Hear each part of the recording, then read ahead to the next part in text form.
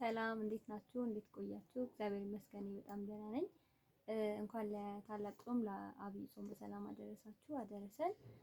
ዛሬ ከኔ ጋር አብይ ጾም እችኛዋን ከፊታችን ያለውን 55 ቀኑን እንዴት ማሳለፍ እንዳለብን የተወሰኑ ነገሮችን እናወራለን። እስከ ቪዲዮ መጨረሻ ድረስ አብራችሁን ቆዩ።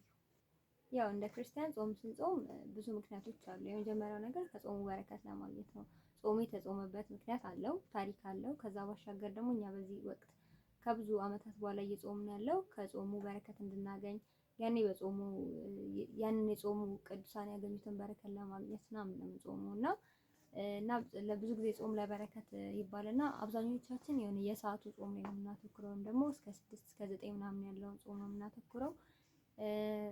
ልናከፍል ምናምን እንችላለን፣ ግን ያው ጾም ሲባል መላ አካላታችን ሊጾም ይገባል፣ ሀሳባችን ሊጾም ይገባል። እና እነዚህ ነገሮች አናተኩርባቸውም። እናተኩር የሚያደርገው ምክንያት ደግሞ የምንውላቸው ውሎች እና የምናሳልፋቸው ጊዜዎች ናቸው። እና ብዙ ጊዜ ከጾም ወቅት በፊት ሰፊውን ጊዜ የምናሳልፈው ጾም ሳይኖር ስለሆነ ያን የለመድናቸው ልምዶች ስለምናደርግ ቶሎ ወደ ጾሙ መንፈስ ለመቀላቀል ይከብደናል ማለት ነው። ስለዚህ ዛሬ 6 ነጥቦችን እናንሳና እነዛን ነገሮች አድርገን እስኪ ጾሙን ከመደበኛ ወይም ደግሞ እስከዛሬ ከነበረው ጾም በጥሩ ሁኔታ ለማሳለፍ እንሞክራለን ማለት ነው። ምክንያቱም ያው ከጾምን አይቀር በረከቱ ማግኘት አለብን አይደል? ምንም ጥሩ ነገር ሳይኖረን ዝም ብለን ሰዓቱን ብቻ እየጾምን ከሆነ ያው ሁሌም እንደሚባለው መራብ ነው የሚሆንብን፣ ወይም ደግሞ የምግብ አድማ ነው የሚሆንብን። የምግብ አድማ ሳይሆን ደግሞ ጾም እየጾምን ስለሆነ እሱ የምናደርግባቸውን 6 ነገሮች እናወራለን ማለት ነው። የመጀመሪያው ነገር ጸሎት ነው። ያው ጾም ሁሌም ከጸሎት ጋር አንድ ላይ የሚነሳ ነው። ጾም ጸሎት ነው የሚባለው ራሱ ማለት ነው፣ አንድ አይነት አረፍተ ነገር እስኪመስሉ ድረስ እና ጾም ሁሌም ጸሎት ሊያጀባት ይገባል። የሰው ልጅ ያው በቀን 7 ጊዜ መጸለይ ያለበት እና ከቀን 7 ጊዜ ደግሞ ያው አብዛኞቻችን እንደዛ ላንጸልይ እንችላለን እና ቢያንስ ግን የሰው ልጅ ጠዋት ሲነሳና ማታ ከመተኛቱ በፊት ሰላም ያሳደረውን አምላክ አመስግኖ ወደ ስራው መሄድ፣ ከዛ መልስ ደግሞ ሰላም ያለውን አምላክ አመስግኖ በሰላም ሊያሳድረው ነግሮ ማታ መተኛት አለበት ማለት ነው። እና ሁለቱ ጸሎት ሰዓቶች ግዴታ ናቸው፣ ሁሌ ማድረግ አለብን። በጾም ሰዓት ደግሞ የበለጠ ግዴታ ማድረግ የሚኖርብን ነገር የመጀመሪያው ጾም ነው፣ ጸሎት ነው ይቅርታና ጸሎቱን ስናደርግ ብዙ ጊዜ እንረሳለን። በተለይ ልምድ ከሌለን ደግሞ ማታ ማታ በተለያዩ ነገሮች ሀሳባችን ይሰረቅና ጸሎት ሳናደርግ ልንተኛ እንችላለን። እና የመጀመሪያው ነገር የጠዋቱን እና የማታውን የጸሎት ሰዓት አንደኛ ነገር ስልካችን ላይ አላርም መሙላት ነው። አላርም ሞልተን 12 ሰዓት እና ማታ 3 ሰዓት ጸሎት ሰዓት አድርገን ከዛ ሁለቱን አላርም ከሞላን ልክ ሰዓቱ ሲደርስ አላርም መጥራቱ ስለማይቀር ረስተነው እንኳን ቢሆን ያሳውሰናል ማለት ነው። አሁን በማታ 3 ሰዓት ምንም አላርም የሚያስሞላን ጉዳይ የለም ጸሎት ካልሆነ በስተቀር። ስለዚህ የዛኔ አላርም ሲጠራ ጸሎት ማድረግ እንጀምራለን። ከዛ ባሻገር ደግሞ ጠዋትም እንደዛው ከእንቅልፋችን ተነስተን እንድንጸልይ እንደው ጠዋት የመነሳት ልምድ ባይኖረን ራሱ ተነስተን ጸልየን ተመልሰን እንድንተኛ እንችላለን። ያው ተነስተን ምንም የማናደርገው ነገር ከሌለ ማለት ነው። እና ጸሎት ሰዓት ሁለቱን ቋሚ አድርገን 12 ሰዓት እና 3 ሰዓት ላይ ጸሎት ማድረግ አለብን ማለት ነው። ከጸሎት ጋር ተያይዞ ደግሞ ስግደት አለ። ስግደት ያው ማንኛውም ሰው በጸሎት ሰዓት ማድረግ ያለበት ነገር ነውና እንሰግዳለን።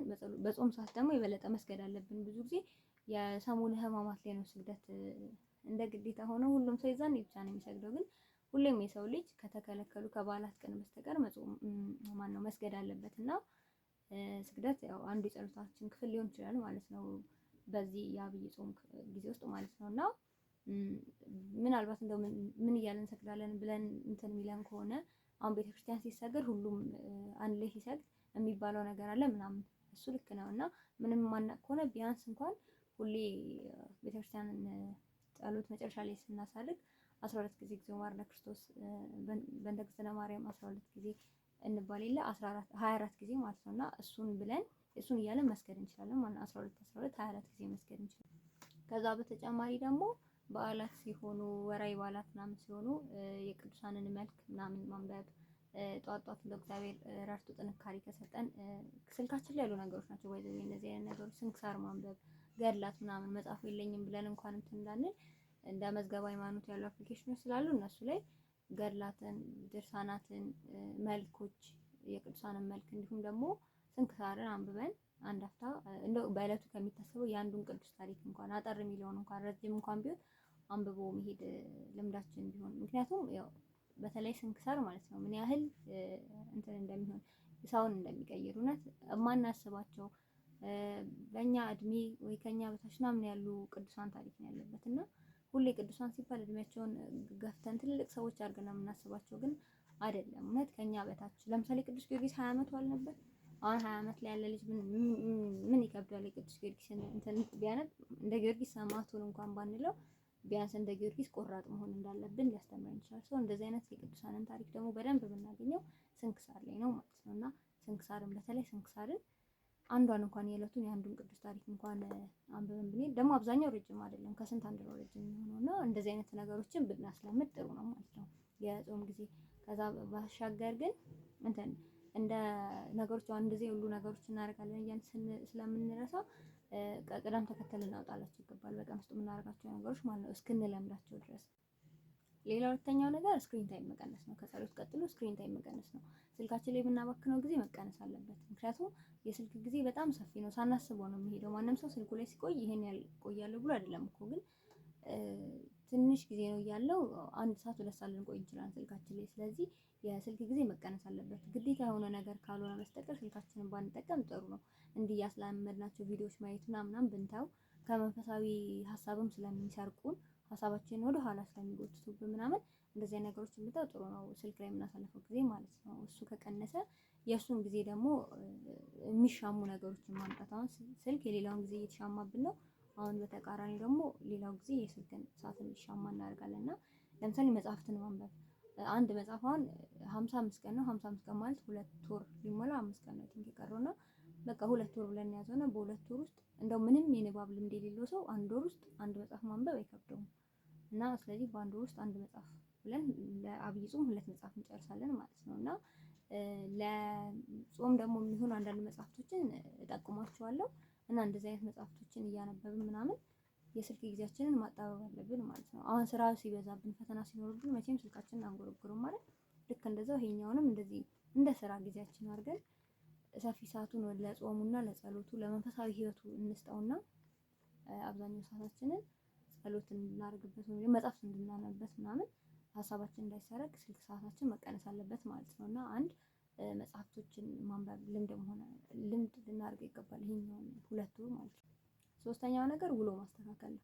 ውሎ ማስተካከል ማለት ከእግዚአብሔር የሚለየንን አይነት ውሎ የምንውል ከሆነ በእንደዚህ አይነት ሰዓት እዛ አካባቢ መዋል የለብንም። ትክክለኛ ያልሆነ አካባቢ ላይ እየዋልን ከሆነ ትክክለኛ አካባቢ የማይባሉት ያው የታወቁ ናቸውና እንደየሰው የተለያየ ነውና በትንሹ ለምሳሌ ያህል በጣም ስለሰው የምናወራ ምናምን የሆነ ሀሜት እንድናማ የሚያደርገን አይነት ውሎ ከሆነ ከዛ ውሎ መከልከል ወይም ደግሞ መቀነስ አለብን። ምክንያቱም እዛ በዋልን ቁጥር ተመልሰን ያንን ጥፋት መስራታችን ስለማይቀር ማለት ነው። ስለዚህ ወደ ድሮ ጥፋታችን እንዳንመለስ አትሊስት ይሄንን 55 ቀን እዛ አካባቢ ላይ ያለንን ውሎ መቀነስ አለብን። ከሰዎች ጋር መቆራረጥ አይደለም ግን ትንሽ መቀነስ በቃ ለ2 ወር እንደ ማገልገያ ጊዜ አስቡትና በቃ ከሰው ሊያስጠፉን ከሚችሉ እንደዛ ሊያደርጉን ከሚችሉ ሰዎች ትንሽ መከልከል። ምክንያቱም ከእነሱ ጋር ብለን ተመልሰን እዛ ጥፋት ውስጥ ልንገባ ስለምንችል እንደዛ አይነት ነገሮችን እንዳናረግ ውሏችን መስተካከል አለበት ማለት ነው።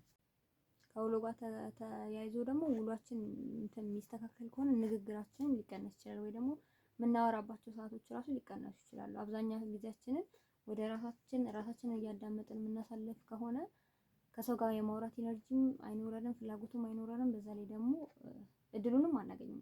ያው እንደ ድሮ ስለማንሆን ብቻችንን ስለሆነ እየዋልን ያለነው ያን እድል ላናገኝ እንችላለን። ስለዚህ ሰፊ ጊዜያችንን ከማን ጋር ማሳለፍ እንዳለብን ማሰብ አለብን ማለት ነው። አራተኛው ነገር መጽሐፍ ቅዱስ ማንበብ ነው።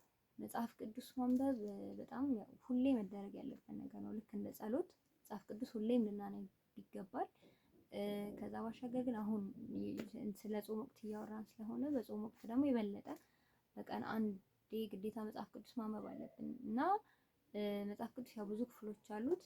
እንደኔ የወንጌል ክፍሎችን ብናነብ ጥሩ ነው በዚህ ጾም። ምክንያቱም የወንጌል ክፍሎች አብዛኛው ከክርስቶስ ከልደቱ እስከ እርገቱ ያለውን ታሪክ እስከ ትንሳኤውን የሚነግሩን ናቸውና እስከ በቃ በምድር ላይ የነበረውን ቆይታ የሚነግሩን ክፍሎች ስለሆኑ የወንጌል ክፍሎች እና ደግሞ ለመረዳትም የሚቀሉ በቃል ሰምተንም በጆሮ የሰማናቸው ምናምን ታሪኮች ስለሆኑ ብዙ ጊዜ እነሱን ክፍሎች ብናነብ በጠቅላላው ለምሳሌ 4 ወንጌል አለ መጽሐፍ ቅዱስ ላይ 4 የወንጌል ክፍሎች አሉና ከነዛ ክፍሎች ደግሞ ሁሉም አትሊስት ካልተሳሳትኩኝ የማቴዎስ ወንጌል 28 ምዕራፍ አለው፣ የማርቆስ ወንጌል 16 ምዕራፍ አለው፣ የሉቃስ ወንጌል 24፣ የዮሐንስ ወንጌል ደግሞ 21 ምዕራፍ ነው ያለው። በጠቅላላው 89 ምናምን ምዕራፍ ነው ያለው እና 89 ምዕራፍ ለ55 ቀን ሊሆን 34 ምዕራፍ ምናምን የሚተርፍ መሰለኝና በቀን አንድ ምዕራፍ እንኳን አንብበን ከሆነ 34 ምዕራፍ ትርፋለን ማለት ነው። ስለዚህ እንደ የምንችለው ወይ ደግሞ ከአራቱ አንዱ ወይ ሁለቱን ወይ ደግሞ አራቱንም ሆኖ በዛው ከጾሙ በኋላ የምንቀጥል አይነት ነገር ከሆነ ብቻ ወይ ደግሞ ምዕራፍ ጀምረንበት ሁለት ምዕራፍ ምናምን እያደረግንም እንትኑ ካለን ማተኮር ከቻለና በደንብ ማንበብ ከቻለን እንደዛ ምዕራፎችን እየጨመርን ምናምን ግን መጽሐፍ ቅዱስ የወንጌል ክፍሎችን እንደዚህ አንብበን ብንጨርስ ይሄንን ጾም ማለት ነው እና ደስ የሚል ጊዜ ይመስለኛል። ምክንያቱም መጽሐፍ ቅዱስ ላይ ያው አንደኛ የምናውቃቸው ታሪኮች ነው፣ ሁለተኛ ደግሞ ወንጌል ሲሆን በደንብ ስለ ክርስቶስ ያወራል። የሄደበትን የመጣበትን ያደረገውን የተናገረውን ቃል በቃል የተጻፉ ክፍሎች ስለሆኑ እንደ ትንቢት ወይ ደግሞ እንደ መዝሙር ምናምን ትንሽ ለመረዳት አይከብደንም ማለት ነው። ቀጥታ ስለሆነ የተገለጹ ነገሮች ያሉበት። ስለዚህ እሱን ብናነብ ጥሩ ነው ብዬ አስባለሁ። አምስተኛው ያው ቅዳሴ ነው። ቅዳሴ ያው ከቻልን 55ቱንም ቀን ብናስቀድስ ጥሩ ነው። ካልቻልን ክላስ ስራ ምናምን የሚከለክለን አይነት ሁኔታዎች ስለሚበዙ እንደው አልቻልም ከተባለ ግን ቅዳሜና እሁድ ወይ ደግሞ እሁድ በተለይ የሰንበትን ቅዳሴ በጭራሽ ማስታጎል የለብንም። ሰንበት ያው እንግዲህ አንደኛ ሰንበት በዓል ናት። ሲቀጥል ደግሞ የአብይ ጾም ሰንበት ማለት 8ቱም ሳምንት ስያሜ ተሰጥቷቸው ምስባክ ተመርጦላቸው ወንጌል ተመርጦላቸው እንደ በዓል የሚከበሩ ስለሆነ 8ቱም ሳምንታት ከዛ ወረደ እስከ ሆሳዕና ድረስ ያሉትን ሳምንታት ትንሳኤንም ጨምሮ ማለት ነው 9ኛው ሳምንት እስከ ትንሳኤ ካልንም እስከ ዳግማ ትንሳኤ 10ኛ ሳምንት ድረስ አድርገን ቅዳሴ ማስቀደስ ይኖርብናል ማለት ነው። የሰንበት ቅዳሴ መስታጎል የለበትም። ሁሌም ማስቀደስ አለብን። በአብይ ጾም ደግሞ የበለጠ ማስቀደስ አለብን ማለት ነው። ያው የጾም አካል ለምሳሌ ጾም ሲኖር አንድ የሚታወቀው ምንድነው ቅዳሴ አለ አይደል የሚባለው ከሰዓት ጾም ነው ዛሬ ቅዳሴ አለ አይደል የምንለው እስከ 9 ሰዓት የምንጾመው ቅዳሴ እስኪያልቅ አይደል። ስለዚህ ልክ እንደዛው ቅዳሴ መቅረት የለብንም ማለት ነው። እሑድ በቃ ቅዳሜ ማታ በጊዜ ተኝተን ከዚህ በፊት የሰራሁት ቪዲዮ አለ ስለ ሰንበት እሱን በደንብ ይዩት እና ከዛ ባሻገር ግን እሑድ ቅዳሜ በጊዜ ተኝተን እሑድ ጠዋት ተነስተን ትኩረታችን መሆን ያለበት ወደ ቅዳሴያችን ነው ማለት ነው። አስቀድሰን መተን ነው ከዛ ወደ ራሳችን ጉዳይ መሄድ ያለብን። ስድስተኛ ነገር ደግሞ ቅዱስ ቁርባንን መቀበል ነው። ቅዱስ ቁርባንን መቀበል ያው የነገሮች ሁሉ ማሰሪያ ነው። እህል በማዳበሪያ ተሰብስቦ አፉ ካልታሰረ መደፋቱ አይቀርም ማለት ሁሉ ነገር አፉ መታሰር አለበት ከተሰበሰበ በኋላ። ልክ እንደዛው ቅዱስ ቁርባን እስካሁን የሰራናቸውን ነገሮች ሁሉ ማሰሪያ ነው። ስለዚህ ሁሉን ነገር ሰብስበን ካሰር ነው አይደፋብንም፣ ቢወድቅም አያሰጋንም ማለት ነው። ስለዚህ እኛም ህይወታችን ላይ ነገሮች እንዳያሰጉን ከዚህ የበለጠ ደግሞ ጠንክረን እንድንቀጥል ቅዱስ ቁርባን ሁሌ እኛን እያደሰ አዲስ ጥንካሬ አዲስ ኃይል እየሰጠ ስለሚያቆየን ቅዱስ ቁርባን ያስፈልገናል ማለት ነው። ስለዚህ ያው ንስሐ ገብተን ቅዱስ ቁርባንን ተቀብለን ማሳለፍ አለብን ማለት ነው። ይሄን ጾም ንስሐ የምንገባው ያው ብዙ ጊዜ ጾም ከመግባቱ በፊት ነው፣ ከዘወረደ ሳምንት ጀምሮ ማለት ነው። የዛኔ ማለት ከእሁድ ዕለት ጀምሮ ቅዳሜ ምናምን ጾም ከመግባቱ ጀምሮ የቅበላ ቀን ምናምን ጾም ከመጾማችን በፊት ንስሐ ብንገባ ጥሩ ነው። ግን ከዛም አልፎ ሳይመች ቀርቶ ምናምን ከሆነ ዋናው ንስሐ መግባታችን ስለሆነ በተገኘው ጊዜ ንስሐ አባቶቻችን እሺ ባሉን ጊዜ ንስሐ መቀበል አለብን ማለት ነው። ከዛ ለቅዱስ ቁርባን ደግሞ መግባት አለብን ማለት ነው። እኒህ ሁሉ ነገሮች ቅዱስ ቁርባን ካላሰራቸው ዋጋ የላቸውም። ስለዚህ ቅዱስ ቁርባን ግዴታ ያስፈልገናል ማለት ነው። ከዛ በተጨማሪ ግን እንደ ተጨማሪ ነገር መንፈሳዊ ትምህርቶችን ያው 6ቱን ጨርሻለሁ፣ ግን እንደ ተጨማሪ መንፈሳዊ ትምህርቶችን ብንማር ጥሩ ነው። እንደዚህ ጊዜ ካለን መንፈሳዊ እውቀት እንድናገኝ ነው። መጽሐፍ ቅዱስ ማንበብ አንድ መንፈሳዊ ትምህርት ነው። በእርግጥ መጽሐፍትን ማንበብ መንፈሳዊ ትምህርት ነው። ከዛ ባሻገር ስልካችን ላይ ያው ጊዜ ማሳለፋችን ወደዚህ ቢቀየር ስልካችን ላይ ሌላ ጊዜ የምናያቸውን ነገሮች ወደዚህ ወደ መንፈሳዊ ትምህርቶች አሁን እግዚአብሔር ይመስገን ጥሩ ዘመን ላይ ነው ያለነው። መንፈሳዊ ትምህርቶችን ለማግኘት ሩቅ መሄድ አያስፈልግም። እንደ ኢትዮጵያዊ ጀንደረባ የሚያስረዳኝ ሳይኖር እንዴት ሊገባኝ ይችላል ብለን ራሱ አንጠይቅም። የሚያስረዱን ሰዎች ከኛ ሩቅ አይደሉም። ስለዚህ እግዚአብሔር ይመስገን እና እንደዚህ አይነት ነገሮችን በጣም የምናገኝበት ዘመን ላይ ስላለን ዘመናችንን በአግባቡ ተጠቅመን መጽሐፍ ቅዱስን በደንብ ብንረዳው የእግዚአብሔርን ቃል ብንማር በደንብ ማለት ነው። ከዛ ባሻገር ደግሞ ሁሌም መንፈሳዊ እውቀት እያደገ ማደር ስላለበት ሁሌም አዲስ ስለሆነ ሁሌም መማር አለብን ማለት ነው። እና ግን ያው ይሄንን ሁሉ ነገር ባንዴ አይደለም የምናደርገው አይደለ? በአንድ ቀን ሁሉን ነገር ሰርቶ ምናምን አይታደርም። ስለዚህ እቅድ ያስፈልገናል። ዛሬ ይሄን ነገ ይሄን ምናምን ያው በየቀኑ መደረግ ያለባቸው ግዴታ የሆኑ ነገሮች አሉ። ከዛ ባሻገር ግን ተጨማሪ ነገሮች ሲኖሩ